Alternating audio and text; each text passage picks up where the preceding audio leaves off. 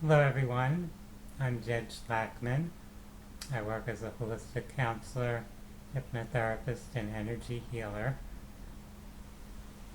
In this video I'll be reading some material from a book that I published a number of years ago. The book is called Consciousness, Creation, and Existence, A Guide to the Grand Adventure. So you can see the cover of the book here.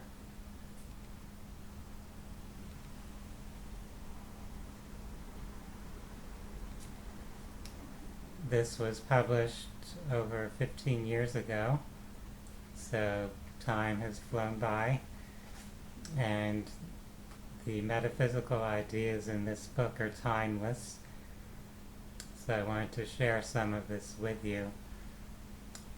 And I'll be reading from a chapter kind of in the middle of the book, and at the start of the chapter, which is chapter 16, there's a quote I share from the handbook for the New Paradigm series. The quote says, "There is a great difference in the application and concepts of wanting, believing, and knowing.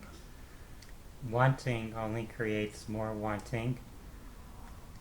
Believing only says that one thinks the process will work, while knowing accomplishes the intention." So below that I write that what you resist persists, and the art of acceptance, creating a stance of neutrality. When you have a polarized feeling about something, you generate an attraction toward it, whether the attraction is positive or negative. Only from a stance of neutrality do you release the attraction. When you have a positive feeling about someone or something, you generally like the experience of the attraction. For example, a fan of a sports team or entertainer will enjoy coming in contact with other fans. However, when something bothers or annoys you, then its presence in your experience will feel unwelcome, even though your negative feeling or reaction is attracting the presence of that which is upsetting. Bringing yourself into a place of acceptance, or more precisely non-resistance, can free you from the pattern. In modern society, the desire to fight things perceived as unpleasant is often promoted. There are wars on cancer, on AIDS, on drugs, terrorism, poverty, germs, and more. A careful analysis of history and evidence consistently shows how the things being fought actually increase, since the vibration of fighting them actually attracts them. The war to end all wars of World War I actually set up conditions that attracted an even more deadly war within a few decades. And just to kind of update things from when this book was written, we hear a lot of talk now about threats of World War III.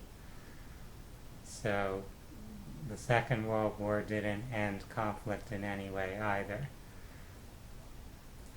Treatments used to respond to cancer, to AIDS, and other illnesses typically create more illness, as they're based upon a pattern of resisting and attacking, rather than understanding the purpose and the existence of the conditions and working holistically to create health. It is well documented that the way people respond to illness is greatly influenced by their attitude about the experience. Those with a negative, resistant attitude actually generate a vibration that resonates with the vibration of their illness. Those who are inclined to not feel like a victim and who choose to grow and learn from the experience are most likely to recover, since they are generating a vibration that no longer resonates with the illness. A mature response to some of the aforementioned circumstances would be to acknowledge the existence of these phenomena and to focus our intentions and vibrations on that which we desire to have in our lives and communities. We would focus on health rather than disease, on enhancing freedom and cooperation rather than war and insecurity, sharing abundance rather than on poverty, building social and emotional balance rather than repressing drugs, and on that which we desire in the world rather than that which we counterproductively abhor. This also applies to things about oneself or one's life that are experienced as negative. By learning to value and accept yourself and your life as is, you can release the energy of resistance that holds you back from creating new vibrations based on clear intentions for change. Be at peace with what already is, and then you can freely set your intentions for what you would like to attract and experience next. Since we attract what we have directed our attention, intention, and vibrational energies toward, we often attract things we don't consciously want, since our attentions are often guided by external influences and our intentions are ambiguous or unclear. Taking a personal inventory of the ways our thoughts and beliefs have been shaped is useful.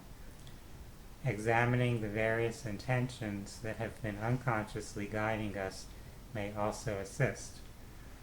As we clear out limiting and conflicting thought patterns, we become more empowered to focus our intentions and attention and become more deliberate in what we attract, what some modern writers call conscious creators or co-creators. Remember, the process of creating something new involves clarifying your intention, energizing it with feeling, affirmation, and sustained attention, and allowing the principles of creation to manifest in their flawless manner. This is often considered a surrender or letting go, but it does not mean you surrender your own creative powers. You merely surrender in allowing creation to respond to your own creative intent and field of attraction within the context of all other fields of attraction and intention that collectively inform the matrix of external reality. And that completes that chapter. For those that would like to read more, you can find the book Consciousness, Creation, and Existence, A Guide to the Grand Adventure on Amazon and some other booksellers. It's available both in the print version like this and as an ebook, so you can read it in whichever manner is convenient for you. For those interested in holistic health and spirituality and wellness, I invite you to view my website, phinsights.com. That's phinsights.com.